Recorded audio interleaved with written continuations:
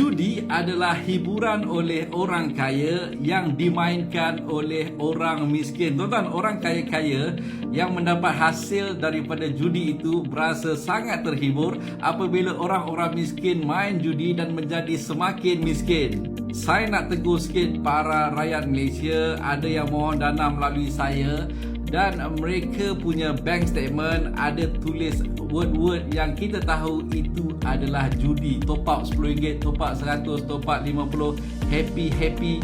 Tuan-tuan, bank tahu tuan-tuan, bank tahu itu adalah akaun judi tuan-tuan, dan anda kena tahu yang sekiranya anda adalah pemain judi online tuan-tuan, anda memang sangat susah nak mohon dana tuan-tuan, dan cerdiklah sikit kalau anda buat tu judi, anda buatlah beli berus gigi ke, beli ubat gigi ke, ini tulis Rolex lah, cuba nasib lah, ada ong lah, berkali-kali tuan-tuan. Tai judi ni tuan-tuan, kebanyakannya gajinya di bawah RM2,000 dan dia menghabiskan sekali top up RM20, RM30 sampai kadang-kadang sehari 200-300 habis tuan-tuan. Ada yang saya tengok 1-2 hari saja gaji dia sudah habis tuan-tuan di payslip itu, di dalam bank statement itu tuan-tuan, dan saya kesian tengok dia tuan-tuan. Duit itu sepatutnya dia belanjakan untuk belanja beli barang rumah, bayar sewa, memberi nafkah dan sebagainya.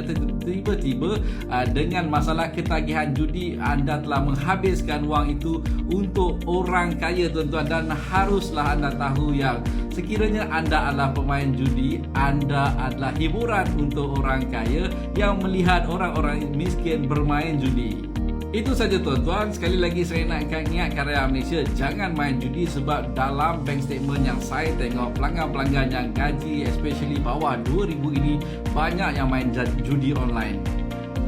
Dan kepada para isteri di luar sana, tengok-tengoklah bank statement suami anda. Takut-takut nanti ada tulis Rolex, ada tulis ong, ada tulis cuba nasib, dan itu telah membuatkan kehidupan anda akan lebih parah akan datang.